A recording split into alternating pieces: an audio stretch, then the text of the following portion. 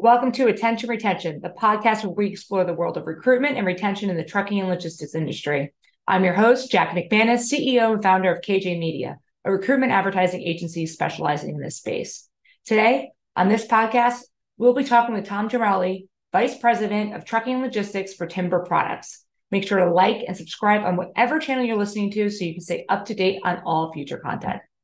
Welcome to Attention Retention with Jackie McManus, your source for the latest trends in transportation recruitment and retention.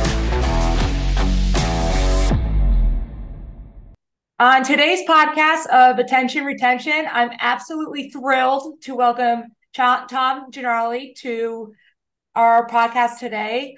Tom, thank you so much for joining us. Thank you, Jackie, and I appreciate the invite. Of course. So you and I crossed paths, and we were just talking about this a few years back, which feels like yesterday, at the Women in Trucking Association, where we both were on the panel discussing the secrets of keeping her happy. And really that tied into recruitment and retention.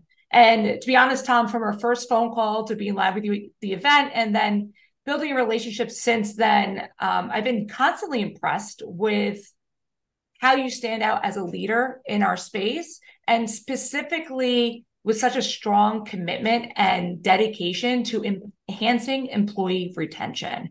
And so thank you so much for all you do. And again, thank you for being on the podcast. And I think more importantly, you and I really connected because we're both fellow New Yorkers and clicked right away. But Tom, can you I appreciate that. Yeah. Can you share a little bit with the audience about yourself and your journey in becoming the Vice President of Trucking and Logistics for Timber Products? Sure. I appreciate that. And in this industry, in transportation logistics overall, it's been in roughly 30 years. I spent my first 10 years cutting my teeth at JFK Airport in New York City with Airborne Express and UPS. Started there, worked my way up to where I started loading trailers, all the way up to running a district out of Philadelphia. From there, I ventured into armored car with Brinks in Washington, D.C., and then Loomis Fargo throughout the Eastern Seaboard. Eventually, I was running New York City down through Baltimore for Loomis Fargo. Then I get a phone call about coming out west. You want to come join Weyerhaeuser and the forest products industry. And at the time, I didn't even know where Oregon was located, but that's where my start was. So I did find out it's not next to California, it's above California. So and a little colder. And a little colder, a little rainier. But I spent about 9 years at Weyerhaeuser, really running. I started off running their private fleet of trucks for them and their drivers. And from there grew into running all modes of transportation for them as a director of logistics in North America. So I had Canada and US, Mexico. From there, I got recruited into Roseburg Forest Products down in Eugene, Oregon. I worked for them for about 5 years. Very similar role. They had their own private fleet, as well as transportation network, warehousing, et cetera. And then from there, where I am today is at Timber Products. And the difference with Timber Products is we have TP Trucking and Logistics. And TP Trucking is 200 trucks today. We run nationwide. And we only handle today 18% of Timber Products freight. The other 82% is actually steel, rebar, other commodities that we move throughout the nation. So for me, it's kind of exciting. It was a growth opportunity to take a 100 truck fleet. We've doubled it. And, the goal is to get to 500 trucks at some point, but not in these market conditions that we're in today. We're kind of on a hold right now. So, yeah, it's a little bit challenging. One of the biggest things we're hearing right now across the board with clients is that they just can't get trucks in fast enough. And that's the challenge across the board. But, you really have talked a lot about retention, but specifically, I want to talk about your 3 R's. Retention, recruitment, and recognition. I remember when you first mentioned this catchy phrase, and I couldn't have agreed with you more. Can you share some more insights on these 3 elements and how they play a critical role in fostering a positive work environment and contributing to the ultimate success of the company? Yeah, the 3 R's is so important, and I'm glad it caught on. So that's good. I may have to make some T-shirts someday. But I'll wear one. Obviously, it all starts with recruiting and recruitment. At the end of the day, you really need to do your homework, right? Because If you're just going and bringing people on and not zeroing in on what they need and what the company needs and trying to marry that together, you're just going to become a turnover mill. Yeah. And I don't ever want that. I really learned early on that it's extremely expensive to keep hiring people and training people. And if you really want to keep the cost down, hire right first. Just try to make sure you bring in the quality candidate that you want. And people sometimes succumb to pressure, because they want that number of whether it be drivers or accountants, whatever that number may be, and people just push people in.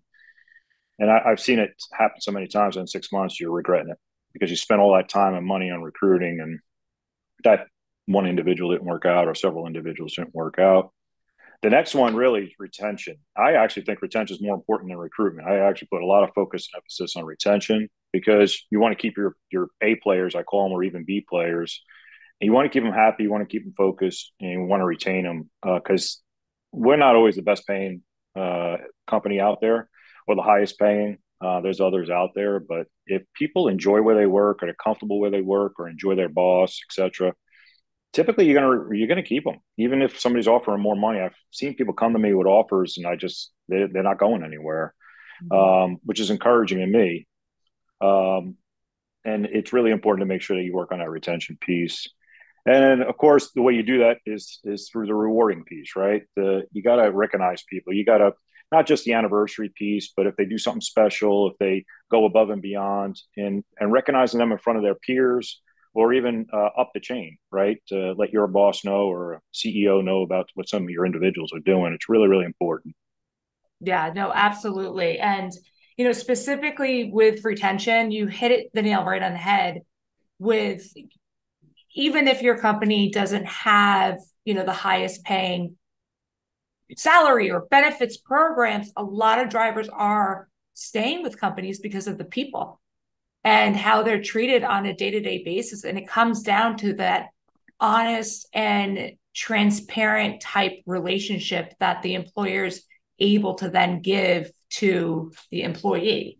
So with your retention rate, compared to the industry averages, which are on an uphill battle, as we know, some carriers are seeing north of 70, 90%.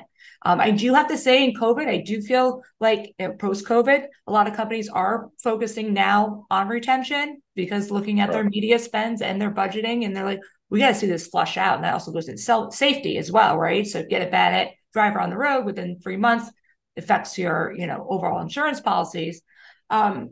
What strategies have you found to be most effective in keeping your current employees engaged, loyal, and then keep them motivated?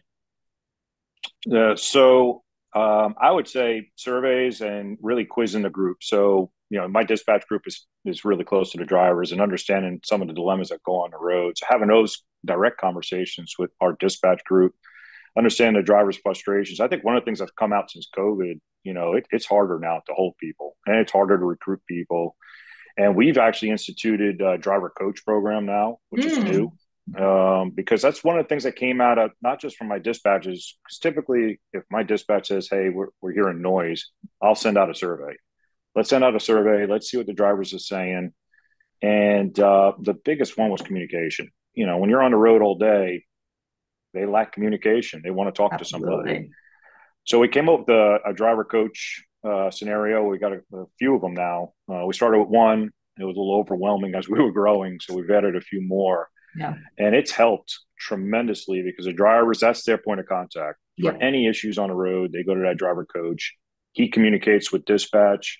And it really takes dispatch out of that whole realm of trying to move freight as well as trying to be, the talking piece all day long. It's really tough to do both jobs. So I would say that the survey / driver coach piece has really been a win-win for us since COVID, because COVID has changed its dynamic quite a bit. Yeah, absolutely. And with the driver coaching program, is that specifically for new hires, and do they have the same coach typically throughout, 6 months to a year, or what does that look like? So that's a great question. I would say for us, it depends on experience. So if you got an experienced driver and been doing this for a while, we'll typically cut them loose after training. So they'll come in with our trainer, and the trainer will typically cut them loose within 3 days, 4 days, and then they get assigned to the driver coach that's based on geography. Mm-hmm. If it's a new one, and we've been working with this a bit more, some new drivers coming in that lack experience, under a year, 6 months, they'll spend 6 weeks with an individual in the truck, day in, day out, Amazing. until we feel Amazing. confident that that driver's, comfortable enough to run. And then we'll transfer it over to that regional coach. That's amazing that your company instituted that program specifically, specifically as well with a lot of new drivers that are coming into the industry. What we're finding with those drivers specifically is that historically, a lot of drivers that obtained their CDL may have learned about the career through family members. Their great grandfather or their grandfather or their father, uncle was a truck driver. So they had a good idea of what's entailed in the day-to-day job. And it's not an easy job. You're out there by yourself every day. Where it's shifted, and obviously the industry is now targeting the next generation of truck drivers.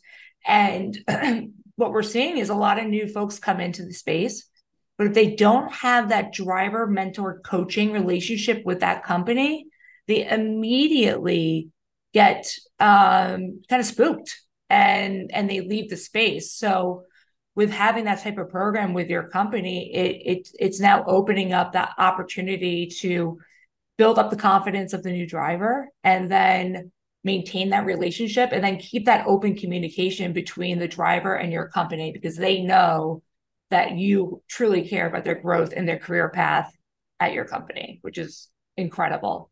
I want to circle back to recruiting for a minute. One thing you talked about when we were in WIT, and I think we got a lot of head nods and a couple of claps. You said the first 60 seconds of a phone call is the most important piece of the conversation. Can you elaborate a little bit more on that?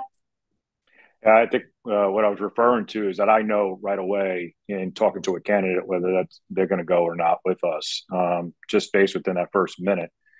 And it's funny because I tell my kids that same thing as they're, obviously, working through the employment stages at times. And I just tell them, first impressions are huge, overdress. And that first 60 seconds is so, so important. And it's funny, my son was just talking about his elevator pitch.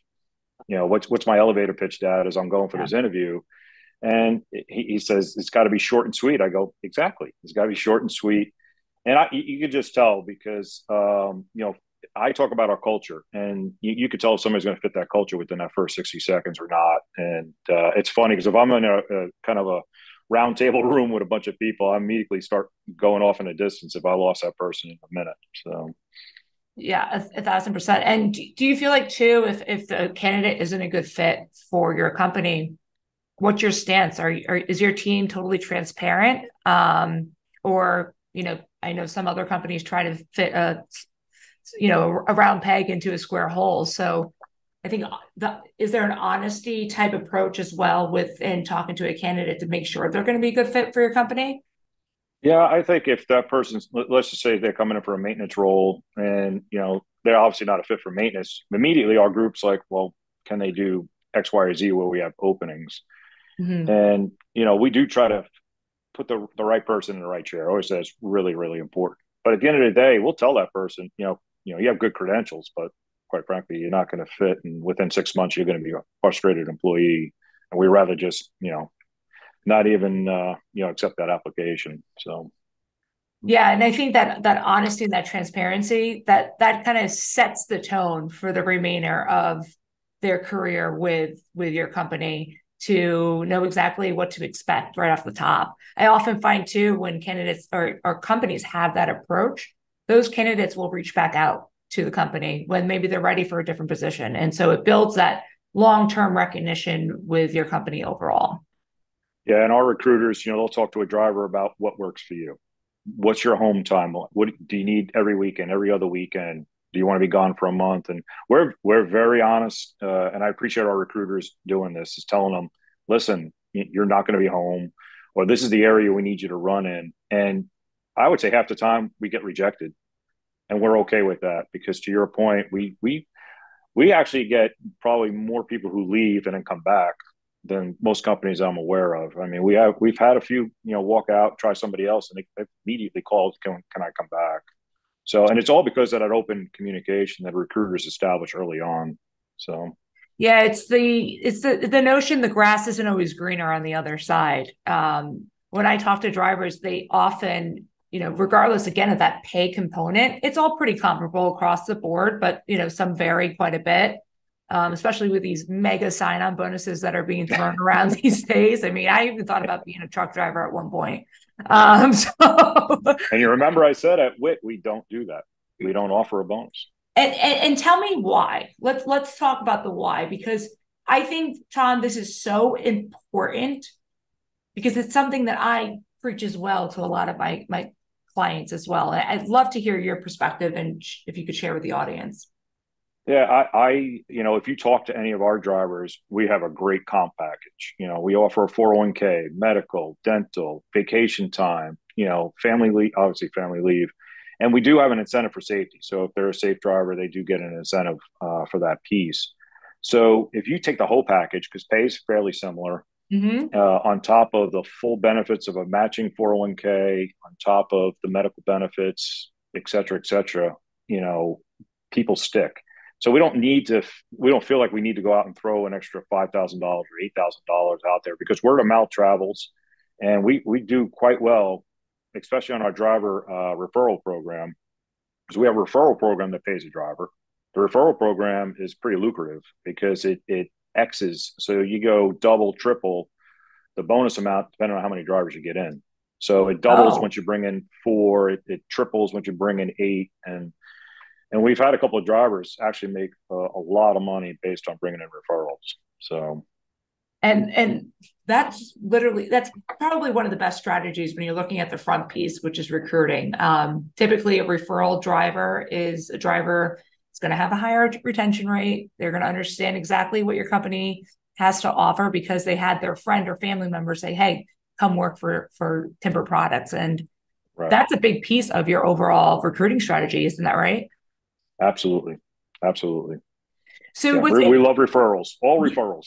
all referrals. I think they say, it's about 55 to 60% on average with companies that have lower turnover, that they're getting those referrals because they don't have to push out, I'm a marketing agency. And so I love marketing, of course, but, the goal is to really get them the candidates that they're going to hire and stay. So the longevity can be there and growth can be there, of course, across the board. But going back to home time and pay, so there was a recent study that came out and it was surveyed by, I think, 100,000 drivers. And they found that praise, the people, and home time is what keeps drivers at the carrier. Well, if they can't offer the home time, because not every carrier has those relationships with shippers, praise and people is actually what keeps them going and staying with their carrier. So with recognition, how do you go about, and how does recognition play a role in your company? Yeah, so there is, I love it because we focus on driver of the month. We have a driver of the quarter, and we really emphasize putting that out there on our social media. So that way the other drivers, we actually have our own driver Facebook page, which they all are encouraged to sign up and to join. And I think that the recognition piece and identifying drivers that are really are turning the wheel, so to speak, has really helped our company quite a bit to build that culture. And people will talk about our culture quite a bit because all the drivers, dispatchers all get along. Great. So let's talk a little bit about the industry and maybe some challenges that you perceive. What do you perceive as some of the biggest challenges that are facing the industry, and your thoughts on identifying some solutions? Yeah, I think the entry-level driver is an issue. I think that's a big challenge right now as far as getting, I think you mentioned earlier that typically drivers came from families that knew about driving and the history of driving, et cetera, and what to expect. I don't think you have that today. I think, they're going through some of these schools. The schools are just, kind of rolling them through to make sure they get tested out. But nobody's explaining what's real, what's really happening out there and what it's all about.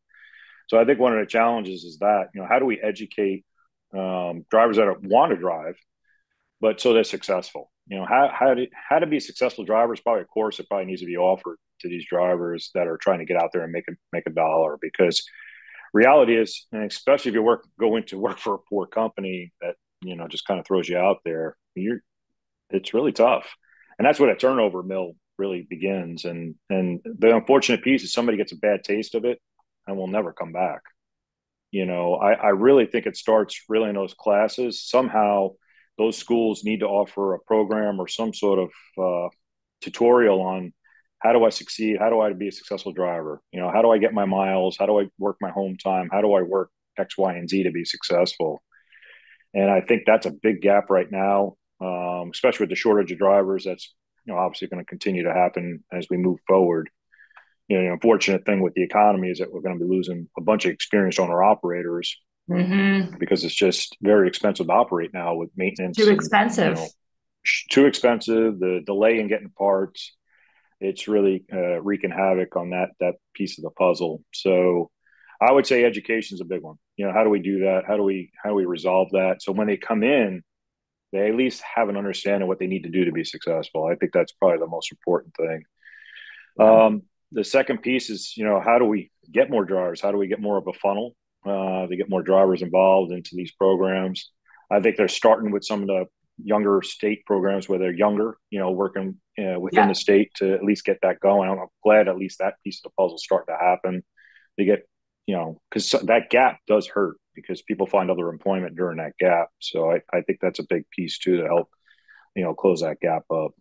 So yeah, and I think that the last piece I'll mention though is the drug testing. Obviously, a year ago they instituted that nationwide clearinghouse, which is great. That way you can't jump from carrier to carrier. But the other caveat is the marijuana continues to become legal in most states, and it really probably needs to be treated like alcohol, quite frankly. Where there's a limit or there's some sort of cutoff.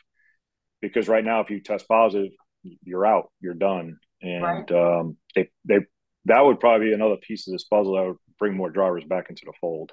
Absolutely, especially with the legalization of marijuana and, definitely a lot of the coastal states, right? But that's picking up steam across the board. Colorado was one of the first, and I think the government made $1 billion the first year. So there's definitely incentives for certain states to take that on and take it off the black market. But then at the same time, it has to be treated a different way because it is very much, it's being sold as if alcohol, and that will open the gap. I think too, to getting more folks into the pipeline. One thing, when I came into the industry about 15 years ago, I don't have any family members that are in the trucking space. I'm a girl from Long Island and my mom was a teacher. And when I learned about the industry, though, this is back in 2008, 2009, that's when I learned the value of trucking and, what opportunities are available in this space. Growing up as a kid, I didn't see a tractor trailer and said, I'm going to be in this industry. But when I learned about it and learned about 76% of what I eat, drink, wear comes on a truck, how do we get that message is always my thought too.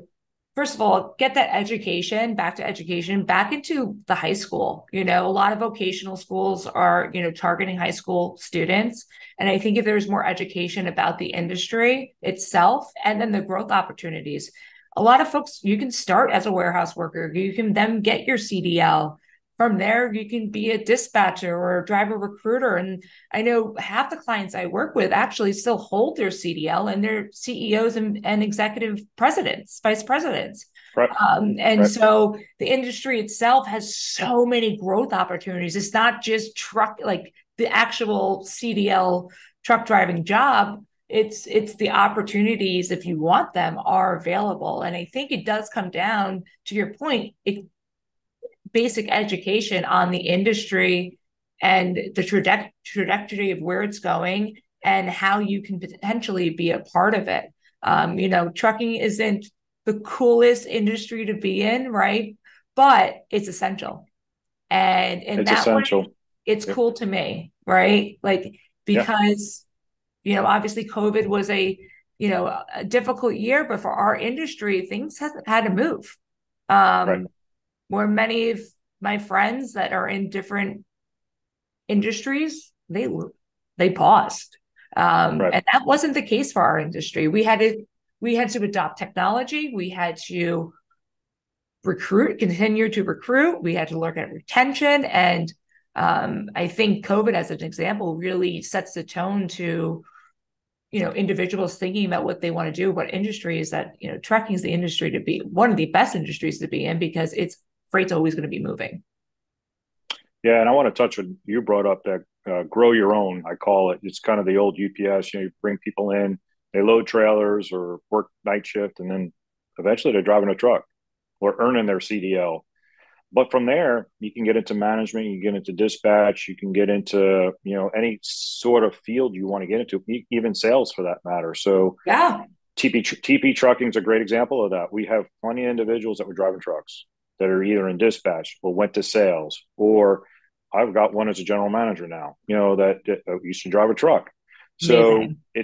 it's a great place to start, and knowing that there is an opportunity to move and grow your career, because there's always going to be trucking. There's always going to be a transportation.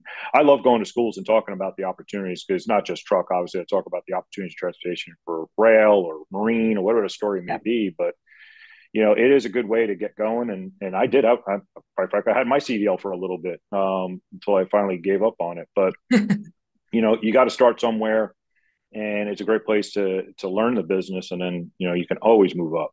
So, Yeah. and I love bringing people in and nurturing them. And I got one now that just moved from the West Coast to the East Coast, and Is that right? it's an adjustment. He was so used to the Yeah. West Coast, way, and then now he's in the Southeast, and it was a bit of an adjustment, and now he's loving it. He's realized what humidity is, and he's doing a fantastic job for us. But he's been elevated out of the truck, and he's actually doing one of our training deals for us in Augusta. So That's he's amazing. just a great story. Yep. And that alone, that story, I'm sure, is going to be on your social medias and shared within your internal staff, because those are the stories that should be shared, not only to internal, but to, other folks, of good case studies of exactly how it's applied to, real life individuals, because the opportunity there is really kind of limited. It's based off of what you want to do. I know I'm on Sirius XM Road Dog Trucking with Tim Ridley. Mm-hmm. And he started his career. His father was a driver, so he got into the Okay. industry, and he's a military vet as well. But now he's hosting one of the largest radio shows on Sirius XM. You know, You just never know. We you just talked just about that never earlier. know. You don't know where your career is going to take you, ever. So I never thought I'd be on the West Coast ever. So it just worked out. Yeah. Things fall into place the way they should. And I just want to ask one last question. Over your course of your career, from the docks at JFK, which I'm sure was an experience in itself, I need to to get a ghostwriter. I do need a ghostwriter. I have lots of stories, but I bet, don't I like writing. bet, I bet, and hopefully we'll have a night in Savannah, which I want to talk about in a little bit. To talk a little bit more in detail about those stories. But Yeah. what would you say is like the most important lesson you've learned over your career, especially as a leader in your role now? And I would say early on, I wasn't good at this, but listening. I mean, purely listening and taking a pause to let people communicate, letting people know you're approachable. Because it's interesting that as you move up, people don't want to talk to you as much because they're afraid of consequences, etc. And in my past, I used to be the one that wanted to talk and give the answer right away. Sometimes it's really best in my career to sit back and let people talk and almost figure it out for themselves. Especially as dispatch teams or driver groups, like I like having driver team groups, they can figure it out, and they typically do, and probably have a better idea than you're ever going to have. And it all goes around. If you have really good people around you, they're going to solve 99% of your problems. You're just there to take the blockades down and give them enough runway to run. So I think really learning how to listen and provide advice when needed Not all the time, but when needed, Yeah. is so huge, and it's really helped my career out quite a bit. And actually, it's probably helped my retention because people say that I don't micromanage. I used to micromanage, but I don't. I manage from afar, but Mhm. I'm involved enough to know what's going on. But you got to get people their runway to run. And it's really, really important. Yeah, that's great advice. And I don't know if it's because we're both fellow New Yorkers, but that's a piece of advice that I've been practicing myself. Yeah, And it's a learning curve, right? But it is.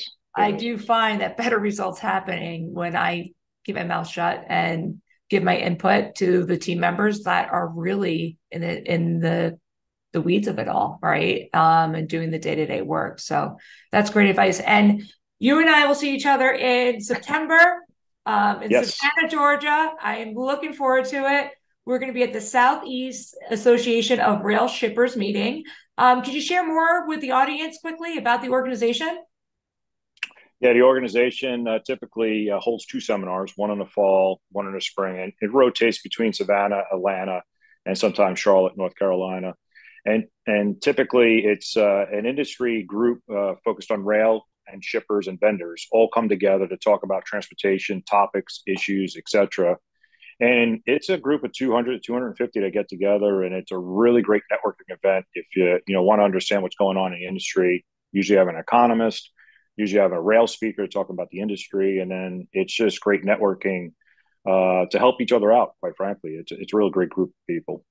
Awesome. Well, I'm looking forward to it. It will be my first event with Sears and first time in Savannah, like I mentioned. So um, it's going to be a win-win and looking forward to joining you and other members and getting to meet people through this organization. So thank you for the Yep, invitation. It's going to be a lot of fun. Well, Tom, thank yep. you so No, much for thank you, being, yeah, thank you so much for being on our podcast today, Attention Retention. I had a lot of fun and we'll see you soon. thank you. I appreciate you, Jackie. Take care.